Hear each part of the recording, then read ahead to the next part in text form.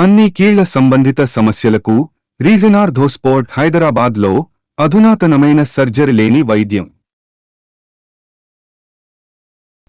గుంటూరు జిల్లాలో ఇద్దరు సీనియర్ నేతలు డెల్టా ప్రాంతం ఇంచుమించుగా ఒకేసారి రాజకీయాలు ప్రారంభించారు. ఒకే పార్టీలో ఉన్నారు, కానీ వాళ్ళిద్దరూ ఎప్పుడూ కలిసి కూర్చుంది లేదు, మాట్లాడుకుంది లేదు. అంతలా ఎడముఖం పెడముఖంగా రాజకీయాలు చేస్తూ ఉంటారు ఆ ఇద్దరు లీడర్లు. కానీ ఇప్పుడు మాత్రం ఆ ఇద్దరితో పార్టీకి అవసరం వచ్చింది. అయినా సరే ఎవ్వరూ వెనక్కు తగ్గడం లేదు. ఢీ అంటేనే అన్నారు. మరి ఆ ఇద్దరు నాయకుల పంతం పార్టీకి చేటు చేస్తుందా, లేక పార్టీ సూచనతో ఇద్దరు నాయకులు కలిసి పనిచేస్తారా? గుంటూరు జిల్లాలో ముఖ్యంగా డెల్టా ప్రాంతంలో ఇద్దరు సీనియర్ నాయకులు. ఒకరు మాజీ మంత్రి ఆలపాటి రాజేంద్ర ప్రసాద్, మరొకరు 6 సార్లు ఎమ్మెల్యేగా గెలిచిన ధూళిపాళ్ల నరేంద్ర. ఒకే పార్టీలో ఒకే జిల్లాలో రాజకీయం చేస్తున్న ఇద్దరికి అస్సలు పొసగదు.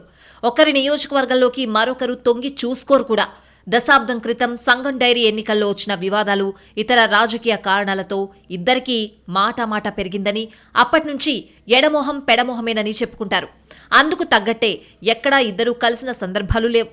అలాంటి నాయకులు ఇప్పుడు మాట్లాడుకోవాల్సిన అవసరం వచ్చింది. ప్రత్యేకించి అది వాళ్ళిద్దరికంటే తెలుగుదేశం పార్టీకి అత్యవసరమట. రాబోయే గ్రాడ్యుయేట్ ఎమ్మెల్సీ ఎన్నికల్లో కూటమి అభ్యర్థిగా బరిలో దిగుతున్నారు ఆలపాటి రాజా. ఇప్పటికే పొన్నూరు ఎమ్మెల్యేగా ఉన్నారు ధూళిపాళ్ల నరేంద్ర. ఇప్పుడు ఎమ్మెల్సీ అభ్యర్థిగా మొత్తం గుంటూరు, కృష్ణా జిల్లాల్లోని గ్రాడ్యుయేట్స్ ఓట్లు రాజాకు అవసరం. ఇప్పటికైతే మిగతా అన్ని నియోజకవర్గాల్లో గట్టిగా తిరుగుతున్న ఆలపాటి ఇప్పటిదాకా పొన్నూరు సెగ్మెంట్ ని మాత్రం టచ్ చేయలేదట. అధికారిక లెక్కల ప్రకారం పొన్నూరు నియోజకవర్గంలో 8,000 వరకు గ్రాడ్యుయేట్ ఓటర్లున్నారు. టీడీపీ అభ్యర్థికి ఆ ఓట్లు చాలా ముఖ్యం.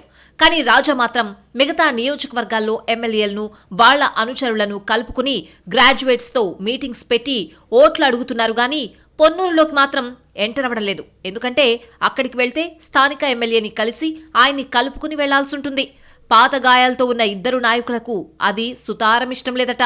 అందుకే ఆలపాటి రాజా నన్ను పిలవకపోతే బాగుండునని ధూళిపాళ్ల నరేంద్ర అనుకుంటూ ఉంటే, ఆయనతో సంబంధం లేకుండా నేరుగా గ్రాడ్యుయేట్ ఓటర్లను ఫోన్ల ద్వారానో వీడియో కాల్స్ ద్వారానో కలిస్తే సరిపోతుంది కదా అన్న ఆలోచనలో రాజా ఉన్నట్లు తెలుస్తోంది. కానీ ఇక్కడ రాజా గెలుపు వ్యక్తిగతంగా ఆయనకన్నా పార్టీకి చాలా ముఖ్యమంటున్నారు పరిశీలకులు.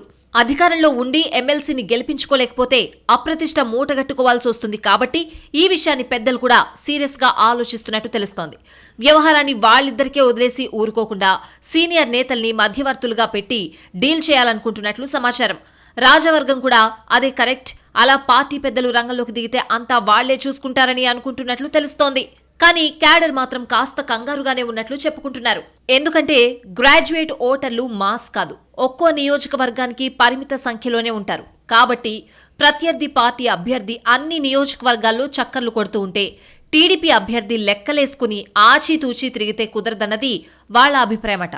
ఇలాంటి పరిస్థితుల్లో గెలుపు సాధించాలంటే ఇద్దరు నేతల మధ్య సఖ్యత కుదరడం అనేది అనివార్యం అంటున్నారు. మరి అవసరాన్ని బట్టి ఇద్దరూ పాత పగల్ని పక్కన పెట్టి సర్దుకుపోతారా, లేక మా దారి మాదేనంటూ భీష్మించి కూర్చుని పార్టీకి నష్టం చేస్తారా అన్నది చూడాలంటున్నారు రాజకీయ పరిశీలకులు.